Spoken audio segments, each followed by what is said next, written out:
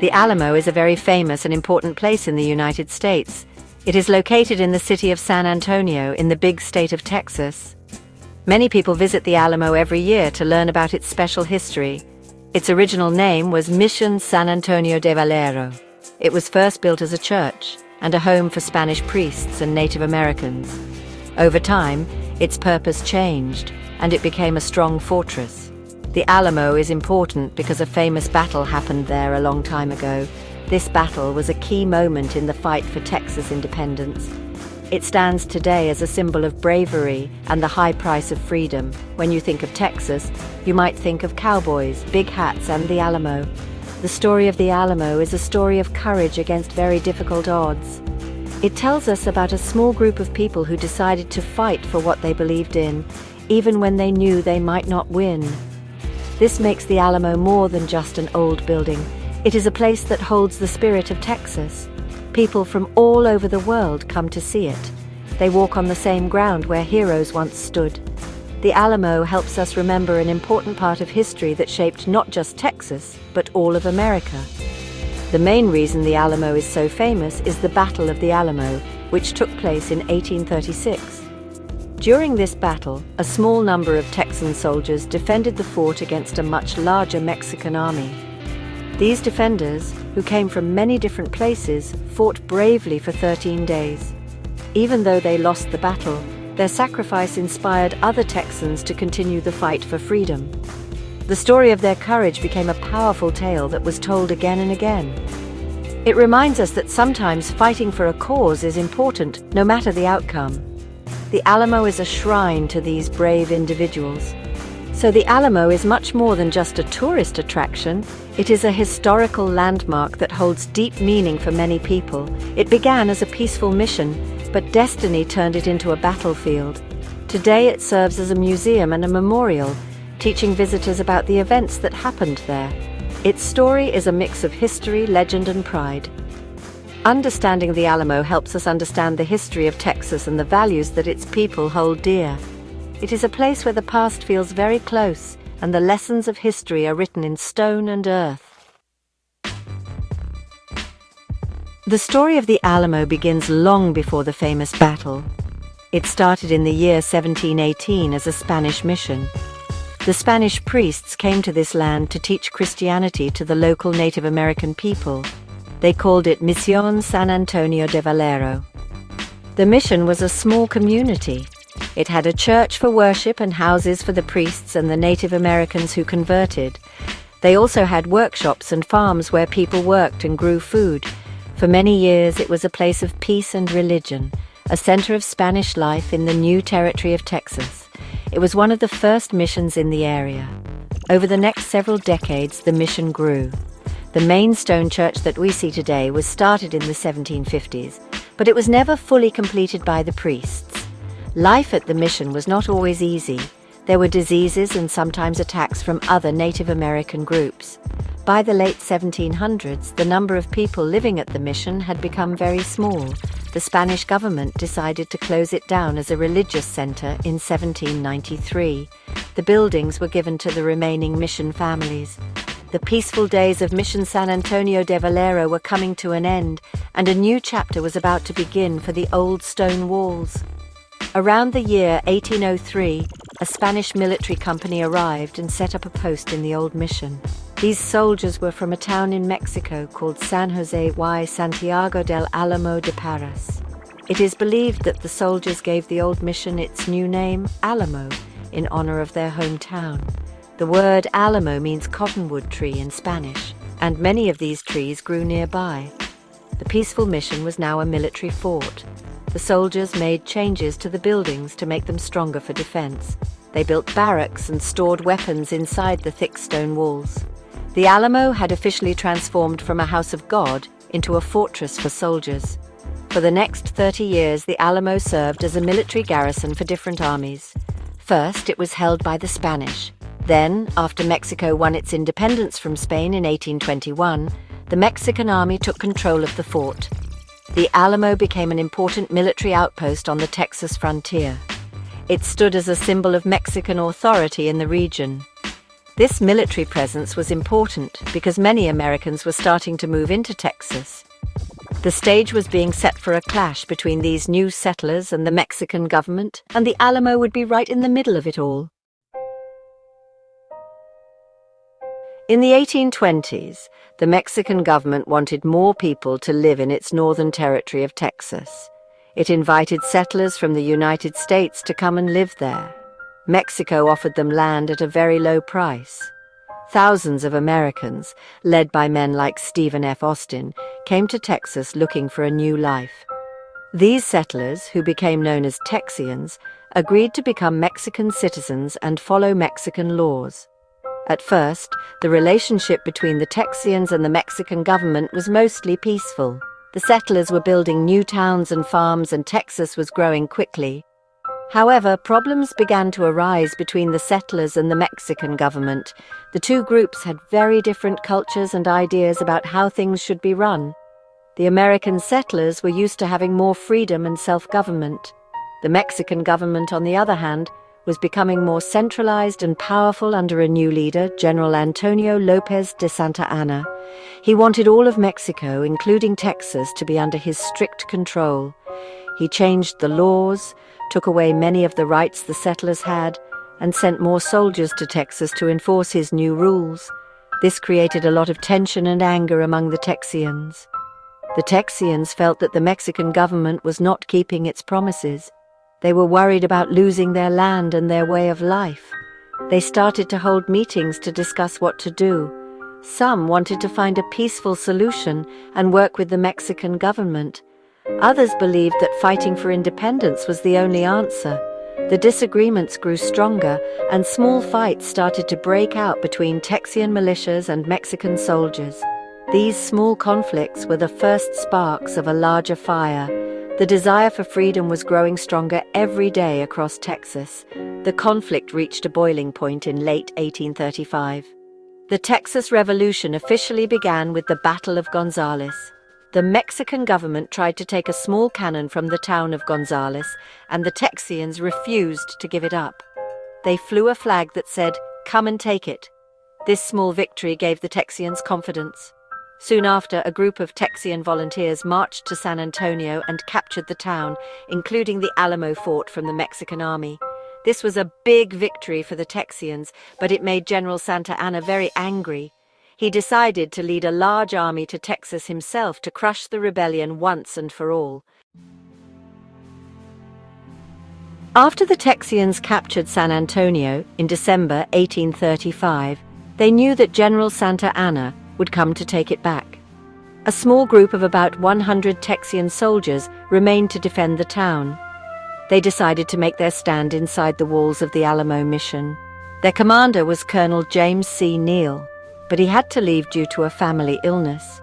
He left William B. Travis, a young lawyer and officer, in charge. Travis was only 26 years old, but he was determined to defend the fort. He knew he needed more men and supplies to have any chance against Santa Anna's large army. Two very famous men joined the defenders at the Alamo. One was James "Jim" Bowie, who was well known for his skill with a large knife, which became known as the Bowie knife. He arrived with a small group of volunteers. The other was Davy Crockett, a famous frontiersman and former congressman from Tennessee. He brought a group of volunteers with him to help fight for Texas. With these men and others, the number of defenders at the Alamo grew to around 200. They were a mixed group of Texians, Americans, and even some Europeans, all united in their cause. They worked hard to make the Alamo's walls stronger, placing cannons and preparing for the fight ahead. On February 23, 1836, General Santa Anna and his army, which numbered in the thousands, arrived in San Antonio. They surrounded the Alamo and demanded that the defenders surrender. In response, Colonel Travis ordered a single shot to be fired from one of the Alamo's cannons. The message was clear. They would not give up. Santa Anna then raised a red flag, which meant that no mercy would be shown and no prisoners would be taken. The siege of the Alamo had begun. For the next 12 days, the Mexican army fired cannons at the fort's walls, while the defenders bravely fired back, trying to save their ammunition. In the early morning of March 6, 1836, Santa Anna ordered the final attack. His soldiers charged the walls from all sides before the sun came up. The fighting was fierce and brutal. The Texan defenders fought with incredible courage, but they were hopelessly outnumbered. The battle lasted for about 90 minutes. In the end, all of the soldiers defending the Alamo were killed, including Travis, Bowie, and Crockett. Santa Anna had won the battle, but the defenders' bravery would not be forgotten. Their sacrifice became a powerful symbol for the rest of Texas. So, after the fall of the Alamo, the news spread really quickly across Texas. When people learned that every single defender had been killed, they felt both deep sadness and, honestly, a lot of anger. The story of those brave men who refused to surrender, even though they knew what would happen, became a huge inspiration for others. Colonel Travis had actually sent out letters from the Alamo asking for help. In those letters, he wrote about his determination to fight all the way to the end. One really famous letter ended with the words, "Victory or death." Those powerful words, along with the story of the battle, lit a fire in the hearts of other Texians, motivating them to join the fight for independence with, well, a renewed passion. But just a few weeks after the Battle of the Alamo, another tragedy struck. Around 400 Texian soldiers who had surrendered to the Mexican army at Goliad were executed under Santa Anna's orders. This event became known as the Goliad Massacre, and it created even more anger towards Santa Anna and his forces. Now the Texians had two really powerful reasons to fight harder than ever before. The memory of the men who died at the Alamo and at Goliad became a rallying cry that united the Texian forces and gave them a shared purpose. They weren't just fighting for their rights anymore, they were fighting to avenge their fallen comrades. The Texian army was led by General Sam Houston, who was a pretty smart commander. He realized his army just wasn't ready yet to face Santa Anna's larger force in a direct battle. So, for several weeks, Houston strategically retreated, gathering more soldiers and training them. This retreat wasn't easy, and a lot of people wanted him to just stop and fight. But Houston waited for the right moment. The Texian soldiers, super motivated by now, shouted a new battle cry, "Remember the Alamo! Remember Goliad!" This phrase reminded them exactly why they were fighting and gave them the courage to face the enemy.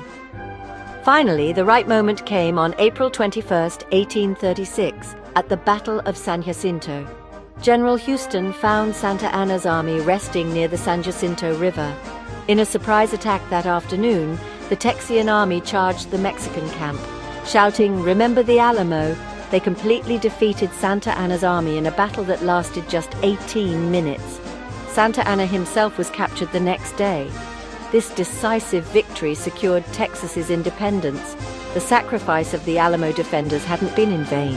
It had directly inspired the victory that finally won Texas its freedom.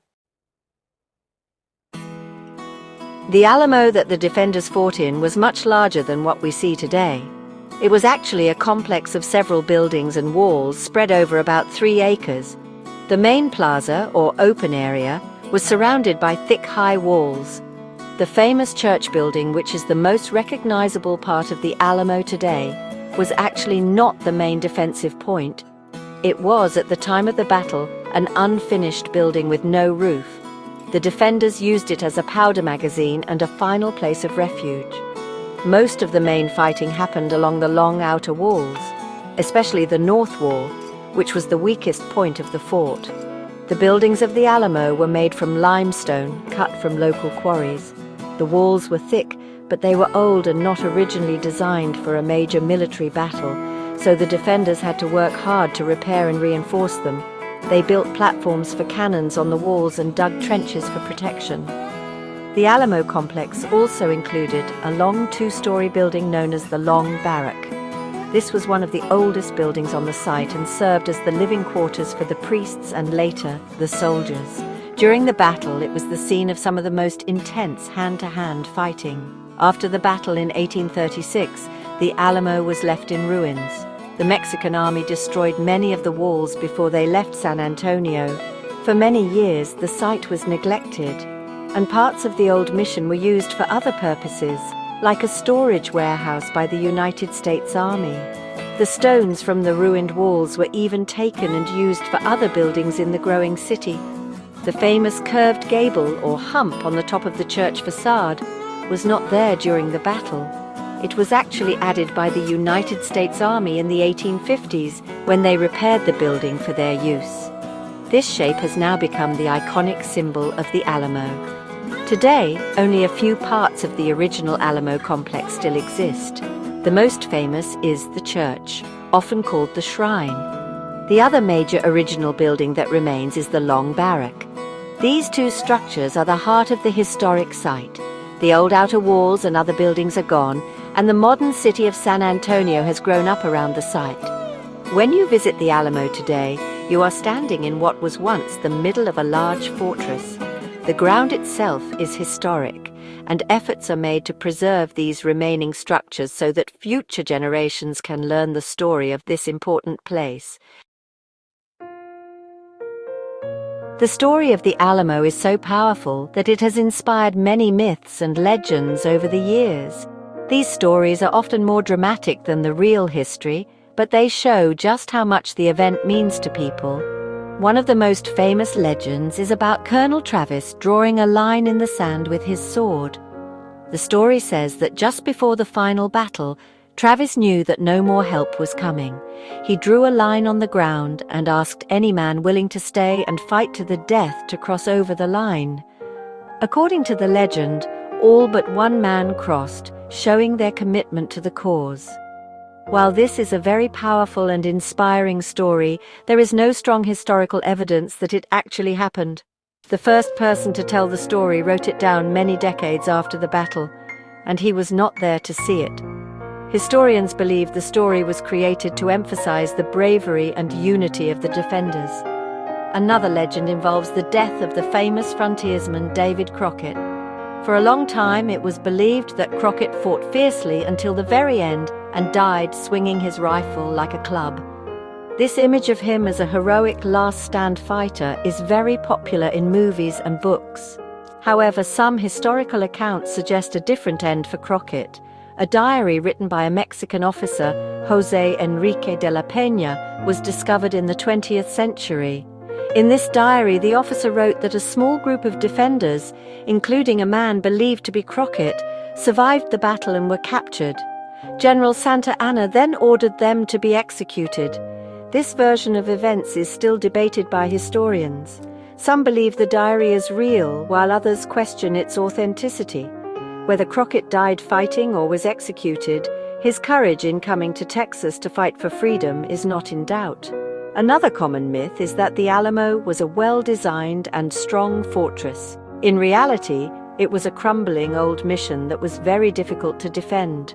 The walls had gaps, and the open plaza was very large for such a small number of defenders to cover. The defenders did an amazing job holding out for 13 days in a place that was not suited for a major siege. These myths, whether true or not, have become part of the Alamo's legacy. They add to the drama of the story and help us understand why the Alamo has become such a powerful symbol of heroism and sacrifice in the American mind.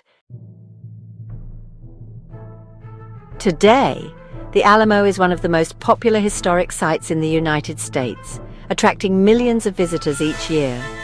It is no longer a fort, but a revered public space and museum. The site is managed by the Texas General Land Office, and a non-profit organization called the Alamo Trust handles the daily operations and preservation efforts. Their main goal is to protect the historic buildings and to tell the story of the Alamo's long history, from its time as a mission to the famous battle and beyond. Visiting the Alamo is free, which allows everyone to have the chance to connect with this important piece of Texas history. When you visit the Alamo today, you can walk inside the historic church known as the Shrine. Inside, you will find exhibits with artifacts from the mission and the battle. It is a quiet and respectful place where visitors are asked to remember the people who lived and died there. You can also visit the Long Barrack, which is the oldest building on the site. The Long Barrack Museum tells the story of the Alamo's full 300-year history. This helps visitors understand that the 1836 battle, while very important, is just one part of the Alamo's long and complex story. It was a home, a church, and a fort at different times. Great effort and money are being invested in preserving the Alamo for the future. The old stone buildings are fragile and need constant care to protect them from weather and age. There is a large project underway called the Alamo Plan. This plan aims to restore the historic site and to retell its story in a more complete and accurate way. The project includes building a new visitor center and museum, restoring the battlefield footprint, and creating a more respectful and educational experience for all who come. The goal is to present the history in a way that honors everyone involved in the Alamo's story. The Alamo also serves as an important center for education. School children from all over Texas and the country visit the Alamo on field trips to learn about Texas history. The Alamo staff provides educational programs, tours, and online resources for students and teachers. There are also special events and ceremonies held at the Alamo throughout the year, especially on important dates like Texas Independence Day and the anniversary of the battle. These events help keep the memory of the Alamo alive and ensure that the stories of bravery and sacrifice are passed down from one generation to the next. The Alamo holds a special place in the culture of Texas and the United States. It is more than just a historic site, it is a powerful symbol. For many, it represents the courage to fight for freedom against impossible odds. The phrase, "Remember the Alamo," has become a famous saying that means to never give up and to remember those who sacrificed for a cause. This idea of heroic sacrifice is a core part of the Texan identity. The story of the Alamo is taught to every Texas schoolchild, and it helps shape their understanding of their state's unique history and character. The story of the Alamo has also been told many times in popular culture, especially in movies and television shows. One of the most famous movies is the 1960 film The Alamo, starring John Wayne as Davy Crockett. This movie, and others like it, helped make the Alamo's story famous around the world. While these films often add drama and are not always historically perfect, they have played a big role in making the Alamo an iconic part of American folklore. The image of brave heroes making a last stand has captured the imagination of people everywhere. Beyond movies, the Alamo appears in books, songs, and art. It has become a kind of American legend, similar to the stories of the American Revolution. The men of the Alamo, like William B. Travis, Jim Bowie, and David Crockett, are remembered as American heroes. Their story is often used to teach lessons about patriotism, bravery, and the importance of liberty. The Alamo represents a moment when people from different backgrounds came together to fight for a common belief. This aspect of the story continues to resonate with people today, making it a timeless tale of defiance. In conclusion, the legacy of the Alamo is deep and enduring. It began as a Spanish mission, became a military fortress, and was forever defined by 13 days of battle. The loss at the Alamo fueled the fire that led to Texas's independence. Today, it stands as a sacred shrine, a busy museum, and a classroom for history. It reminds us that history is made by ordinary people who, in extraordinary times, show incredible courage. The Alamo is a symbol not just of Texas, but of the universal human desire to be free. Its stone walls hold the memory of sacrifice, and its story will continue to inspire people for generations to come. Ready for a history adventure? Join our community. Subscribe to World History, smash that like, share with friends, and drop your thoughts below. Let's make history together. See you in the comments.